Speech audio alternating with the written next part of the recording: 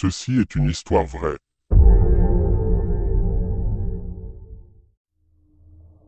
J'ai grandi dans une petite ville rurale où il ne se passe jamais rien.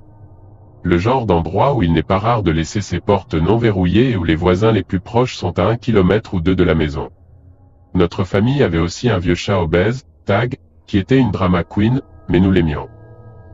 Un été, alors que j'avais environ 9 ou 10 ans, le chat a commencé à devenir fou. Tag dormait généralement dans ma chambre, recroquevillé à côté de moi jusqu'à ce que je m'endorme, puis il se levait pour faire ce qu'il faisait la nuit.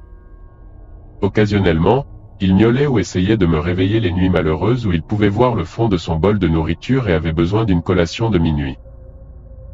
Habituellement, si je l'ignorais, il abandonnait ou allait rarement essayer de réveiller ma mère à la place. Cette nuit, cependant, il a tapé contre la porte de la chambre de mes parents jusqu'à ce qu'il entre et miaule assez fort pour nous réveiller. Nos portes de chambre étaient l'une à côté de l'autre et j'ai appelé Tag pour qu'il vienne se coucher car il était environ 2 heures du matin. Il ne se laisse pas faire et continue à miauler. Ma mère se lève, descend à la cuisine et remonte en trombe avec Tag sur ses talons, qui miaule toujours aussi fort. Elle a dit que son bol était rempli de nourriture et qu'il l'a simplement accompagné jusqu'à la porte de la cuisine. Tag était un chat d'intérieur, extérieur mais il avait sa propre porte à travers le garage donc il n'était pas nécessaire que l'un de nous le fasse sortir.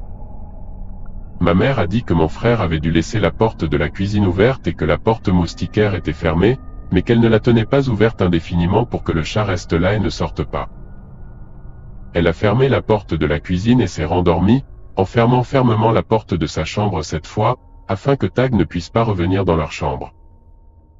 Je gardais toujours des friandises pour lui dans ma chambre et je lui en ai offert une, mais il continuait à miauler à leur porte, essayant de les faire se lever. Je l'ai attrapé et l'ai amené dans ma chambre et j'ai fermé ma porte pour essayer de le faire dormir. Je me suis couché dans le lit en essayant de me rendormir et Tag miaulait à ma porte en voulant ressortir. J'ai fini par ouvrir ma porte et il est redescendu en courant vers la cuisine et c'est là que j'ai entendu ce qui ressemblait à un claquement de porte. J'ai 3 frères et sœurs plus âgés que moi et quelqu'un est toujours en train de regarder la télévision ou de courir à la salle de bain, alors je ne pense pas à cela. Le chat est finalement rentré dans ma chambre, mais au lieu de se blottir sous mes aisselles comme d'habitude, il s'est assis au pied de mon lit en fixant ma porte. Je me suis endormi jusqu'au matin quand une certaine agitation m'a réveillé et je suis descendu à la cuisine pour trouver mes parents au téléphone avec la police. Ils se sont levés comme d'habitude pour se préparer à aller travailler et pendant qu'elle faisait du café, ma mère est allée chercher ses bagues dans le petit plat à bijoux qu'elle avait près de l'évier, parce qu'elle les enlevait le soir pour rincer la vaisselle et charger le lave-vaisselle. Mais elle a découvert que le plat était vide ce matin.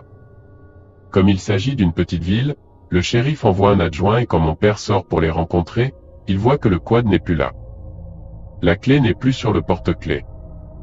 Mes frères sont tous levés à ce moment-là et nous sommes tous effrayés à l'idée que pendant que nous dormions, un voleur est entré et a enlevé la clé du VTT et a vu une opportunité de prendre les bagues de ma mère. Ils nous ont demandé si nous avions la moindre idée de ce qui s'est passé et mes parents ont répondu que non. Ma mère a demandé à mon frère cadet, qui était en première année d'université et qui était à la maison pour l'été, à quelle heure il s'était levé du canapé la nuit dernière et s'il avait entendu quelque chose.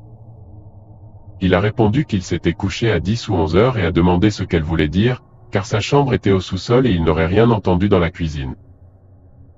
Elle a répondu que tu étais dans le salon, près de la cuisine, quand je suis allé nourrir le chat et que j'ai fermé la porte que tu avais laissée ouverte, et que je t'ai dit de ne pas dormir sur mon canapé et d'aller dans ton lit quand je suis remonté.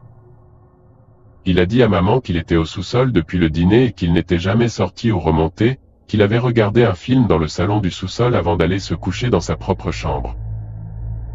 Elle devient blanche et réalise que le chat a dû essayer de nous prévenir que quelqu'un était entré dans la maison et que le voleur a plongé sur le canapé et s'est couvert pour se cacher lorsqu'elle est venue dans la cuisine et qu'elle est sortie après s'être recouchée.